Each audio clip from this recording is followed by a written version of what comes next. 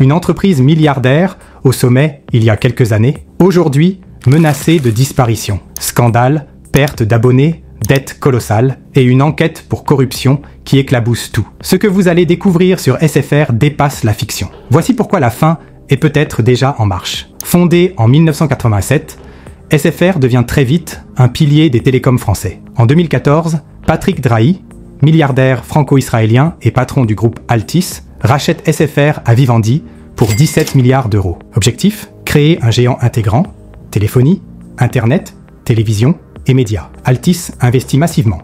Acquisition de chaînes, BFM TV, RMC, fibre optique, déploiement 4G, 5G. En quelques années, SFR devient le deuxième opérateur télécom de France. Mais à quel prix ? Petit à petit, les premières fissures apparaissent. Depuis 2022, SFR a perdu plus d'1 million de clients. Principale raison, hausse de prix non justifiée, qualité du réseau jugée instable et surtout, un service client catastrophique. Des milliers de plaintes chaque mois, des forums saturés de témoignages négatifs. En parallèle, Orange, Free et Bouygues gagnent du terrain. L'affaire Armando Pereira, une bombe judiciaire. En juillet 2023, Armando Pereira, bras droit de Drahi, est arrêté au Portugal. Il est accusé de corruption, favoritisme, blanchiment et détournement massif d'argent via des contrats internes à Altice. Ce scandale déclenche une enquête en France par le parquet national financier. Plusieurs cadres sont évincés chez Altice et SFR, notamment Tatiana Agova-Bregu, directrice exécutive,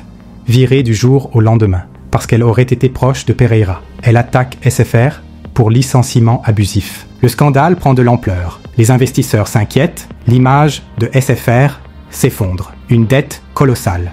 Le vrai poison. Le groupe Altice porte une dette de plus de 60 milliards d'euros. SFR, à lui seul, est responsable d'environ 24 milliards. Patrick Drahi tente de revendre des filiales, de réduire les coûts, mais le mal est profond. Des condamnations à répétition. En 2017, amende de 3,7 millions d'euros pour retard de paiement à des fournisseurs. En 2022, nouvelle amende d'1 million d'euros.